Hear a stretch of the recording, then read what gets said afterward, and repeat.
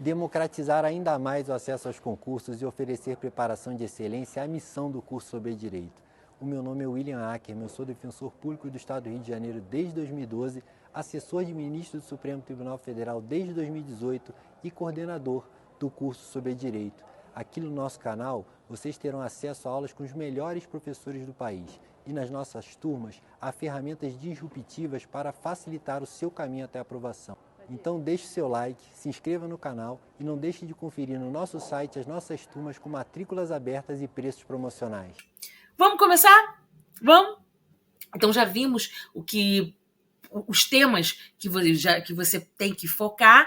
Vamos começar com a ordem econômica e com a ordem social. Eu botei todo mundo junto, mas vou dar atenção aqui especial à ordem social a você. Gente, quando nós estudamos lá na ordem social, começando lá no 193, ele deixa para a gente muito claro que a decorrência dessa ordem social, após a mudança de paradigma dos direitos fundamentais na Constituição de 88, né? Como o ordenamento jurídico, como a Constituição de 88, ela amplia o rol de direitos fundamentais, ela traz, né, essa judicialização de temas que poderiam ser temas apenas de políticas públicas. Então, ele deixa claro para a gente que cabe principalmente ao Estado, mas nunca exclusivamente. Nunca. Isso cai muito em prova. O planejamento de políticas sociais na forma da lei relacionadas a essa ordem social, mas sempre sim com a participação da sociedade nos processos aí de formulação, de monitoramento, de controle e avaliação dessas políticas, né? Então, quando falando aqui da Seguridade Social é sempre gênero, lembre, caiu Seguridade Social, eu tenho que estar associada a ela essa ideia aqui, ó, conjunto integrado. Então, é um conjunto de ações dos poderes públicos e da sociedade para entregar as espécies de seguridade social. Saúde, assistência social, previdência social. Por que eu ponho separado? Justamente por ser a previdência social a única contributiva. Para eu ter um acesso a algum benefício da previdência social, eu preciso ter uma contribuição, eu preciso contribuir. Na saúde e assistência social, elas não são contributivas. Bom, então eu não contribuo, eu não tenho um imposto, eu não tenho uma taxa, né? Eu não tenho um tributo ali que eu pague especificamente para a saúde ou para a assistência social, mas eles são custeados. Eles precisam de dinheiro. Por isso eu tenho, inclusive, o sistema tributário, né? E o sistema financeiro. Eles precisam de dinheiro. Então, isso a conta precisa fechar, né? Não existe almoço de graça. Então, sem dúvida. Então, eu posso não ter uma taxa específica, mas eu terei aqui, sim, uma subvenção a essa saúde e assistência social, tá? Então, a Seguridade Social, o conjunto, a Constituição traz para a gente, no 194, aqui, né, os chamados, os 7 princípios. Opa, saiu aqui. Os 7 princípios, as sete vertentes da Seguridade Social. Nunca esqueça do inciso 5, né, da equidade na forma de participação no custeio, quando for o caso de custeio, a diversidade da base de financiamento, ó, porque ele precisa ser financiado, tá? Ele precisa desse financiamento. Você pode não pagar especificamente, né, o SUS, mas ele precisa ser financiado. É isso que eu quis dizer aqui, ó, para não confundir.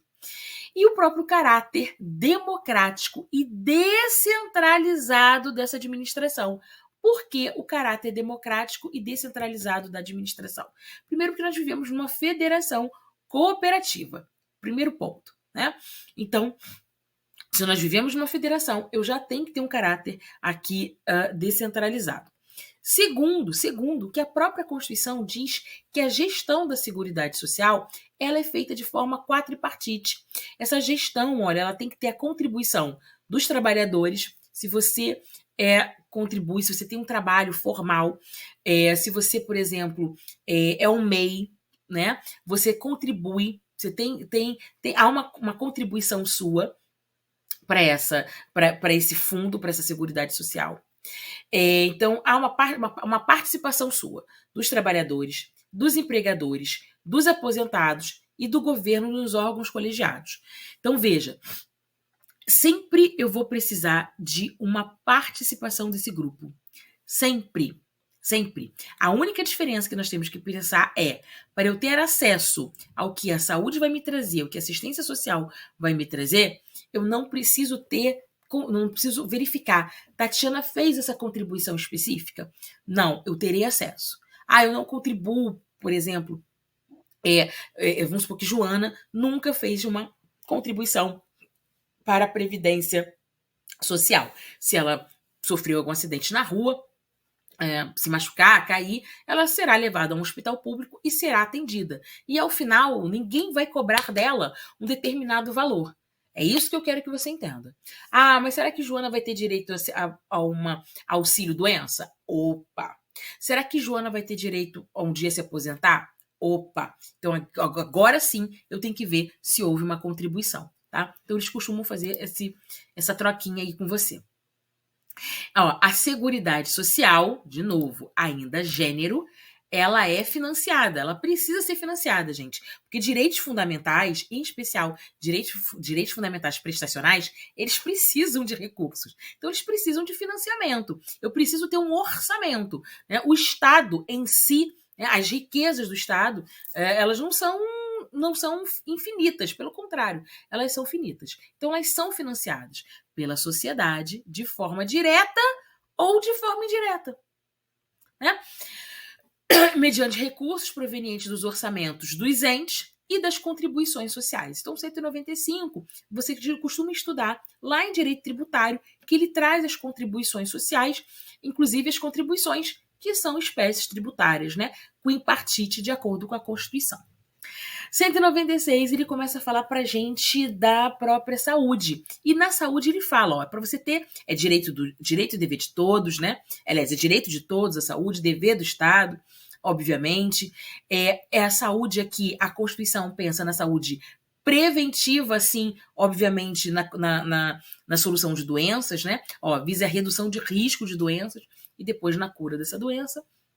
E o acesso universal e igualitário às ações de serviço para sua promoção, proteção e recuperação.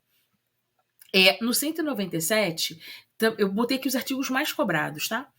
Ele traz para a gente a relevância pública, né, as ações do serviço de saúde, do poder público, e ele sempre fala, olha, essas ações de saúde, elas podem ser realizadas diretamente pelo Estado, né, e o Estado cabe a ele a regulamentação, a fiscalização, o controle, olha aí a Anvisa. A execução pode ser feita por esse Estado ou através de terceiros, terceiro pessoa física ou jurídica de direito privado, consultório médico ou o hospital. Mas é no 198 que nós temos o SUS, rede regionalizada e hierarquizada, uma hierarquia aqui quando a gente fala hierarquizada, né? Hierarquia entre os entes, mas não aquela hierarquia que fere a autonomia de um ente numa federação. Não. Aqui é uma hierarquia uma organização de funções dentro do SUS. Isso que você precisa entender. Então, rede regionalizada e hierarquizada que vão constituir esse sistema único. Esse sistema único, olha só como é que se dá essa divisão. Primeiro, uma descentralização. Então, há uma descentralização com direção única em cada esfera de governo. Então, descentralização que cabe a cada ente, e cada ente, cada município, cada estado e a União tem a sua direção com relação àquela rede de saúde. Então, o município de Belo Horizonte. Então, o município de Belo Horizonte, ele tem a sua descentralização, que cabe ao município de Belo Horizonte dentro do Sistema Único de Saúde. Cabe a ele o médico familiar, cabe a ele as clínicas de família, o primeiro atendimento, né? O que cabe nessa descentralização e com direção do prefeito de Belo Horizonte, tá? Assim como depois do governador de Minas. Atendimento integral, com prioridade para as atividades preventivas, né? Aí sempre a ideia da assistência social, e a participação da comunidade. Amigos, isso aqui tem que estar no nosso coração, tá? Tem que estar, porque esse tema ele pode ser tanto cobrado em constitucional como em tutela coletiva. Então, quando ele cai em constitucional, ele cai assim, ele despenca na forma da letra da lei. E a gente tem uma ADPF recente, ó, é a ADPF 672. Essa ADPF ela foi proposta aqui com relação, né, à questão da própria pandemia e as funções que cabiam a cada ente, em especial o município, durante a pandemia. E o STF só reforçou o que está no artigo 198. Olha, com relação à saúde e assistência, primeiro, a competência administrativa é comum entre os entes e a competência legislativa é concorrente. Se a competência administrativa é comum, cada ente atua no âmbito do seu interesse. Descentralização. Se a competência legislativa é concorrente, cada ente pode legislar sobre aquele tema, né? Dentro do seu âmbito de interesse. E isso reforça a descentralização político-administrativa do SUS, tá? A DPF 672, bem recente, de 2020, tá? Maravilha, né? Pois é. E a Seguridade Social, que também depende de contribuição, e essa Seguridade Social, assim como a saúde, elas são entregues a todos, a brasileiro nato, naturalizado e ao estrangeiro, tá? Residente ou de passagem pelo Brasil. Então, preste atenção também nessa. Tá? Estou prestando, eu sei que você está prestando.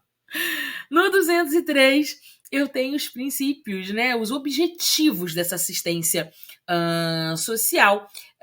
O mais cobrado é a garantia do salário mínimo de benefício mensal à pessoa. A Constituição fala portadora de deficiência, o legislador aqui mandou mal, né? Ainda antigo, a pessoa com deficiência e o idoso que comprove não possuir meios de prover a sua própria manutenção ou de tê-la provida pela sua família, conforme diz a lei, tá? Então, aqui nesse tema, né, eu deixo aqui o conhecimento para você, reforço para você a necessidade de conhecimento das jurisprudências correlatas e das normas principiológicas. A mesma coisa quando nós falamos da educação, tá? Então, lá do direito social à educação, o 208 é o artigo que traz para a gente as garantias, não confunda com 206. 206 traz para a gente os princípios na educação. 208 que é o cobrado, que traz para a gente as garantias nessa educação. Então, educação básica e gratuita dos 4 aos 17 anos, e aqui de 4 aos 17 anos, de acordo com quem está na escola de acordo com a idade certa, mas é garantido também o acesso a quem não tem na idade própria. A progressiva universalização do ensino médio gratuito, né? O atendimento especializado às pessoas com deficiência na rede regular de ensino preferencialmente. Esse inciso aqui conversa com o decreto 6949 de 2009, decreto 6949 de 2009. Nós sabemos que esse decreto é a Convenção de Nova York, é uma emenda à Constituição, né? É o primeiro tratado internacional de direitos humanos que foi inserido como emenda à Constituição, a Convenção de Nova York, e protocolo facultativo, né? Que é o seu protocolo, que é o segundo tratado. E o decreto 6949 de 2009, ele inspira, né? Ele faz surgir o Estatuto da Pessoa com Deficiência, Lei 13.146, salvo engano, de 2015, que vai dizer para a gente o acesso no ensino, na rede regular de ensino, às pessoas com deficiência, sem que para isso haja, por exemplo, se for numa rede particular, um pagamento diferenciado, tá? Educação infantil em creche e pré-escola até 5 anos. Então, veja, a educação obrigatória e gratuita é dos 4 aos 17. E dos 4 aqui até 5 anos de idade é o tempo que a criança tem que ficar ali na creche e na pré-escola, tá? Os níveis mais elevados de ensino, pesquisa, criação artística, obviamente, o ensino noturno regular e os programas suplementares com materiais didáticos, transporte, alimentação e assistência à saúde. Tá? Tudo isso você, membro do Ministério Público, né, será ali fiscal dessa ordem jurídica. Falando em ensino, bom lembrar da súmula vinculante 12. A súmula vinculante 12 fala para gente da cobrança de taxa de matrícula nas universidades públicas. Ora, gente, eu não posso cobrar matrícula na universidade pública na graduação. Isso fere a Constituição, no 206, inciso 4º. É diferente da tese criada, na qual é possível nas universidades públicas cobrar mensalidades nos cursos de especialização. Então, nos cursos de graduação, especial pós-graduação lato sensu, é possível a cobrança, sim, de mensalidade. Tá? Então, não se confunde com a própria súmula vinculante. Tá? Deixei aqui para vocês várias jurisprudências sobre universidades, né? Sobre o ensino, para que vocês tenham acesso, justamente porque acredito fielmente numa matéria, né? numa questão sobre esse tema. Uma questão do Ministério Público, Tati, mas é Paraná. É Paraná, mas é muito boa. É uma questão que poderia perfeitamente cair no MP Minas. Tá? Perfeitamente cair. E com essa mesma característica de querer marcar a incorreta, né? Então, embora seja outro Ministério Público, é uma questão que tem a cara do Ministério Público de Minas. Ele quer que marque a incorreta e é uma norma sobre saúde, uma norma sobre a ordem social. O Estado deve ser obrigado a fornecer medicamento não registrado na Anvisa, porque o registro nessa não se sobrepõe ao direito constitucional à saúde. Nós vimos aqui pelo julgamento que a regra é que não. A regra é que o medicamento a ser obrigado pelo Estado tem que ser, sim, registrado na Anvisa. E ele trouxe aqui a regra, ele não trouxe a exceção. Então, cuidado quando nós falamos principalmente da tese 500, né, que é o dever do Estado de fornecer medicamento não registrado na Anvisa. Ele fala, é possível, excepcionalmente, a concessão judicial de medicamento sem registro sanitário, e ele traz os casos quando isso pode acontecer. Veja que a questão não fala excepcionalmente, ela traz como uma regra. Se ela traz como uma regra, por isso que ela é incorreta, tá? Então, preste atenção nisso.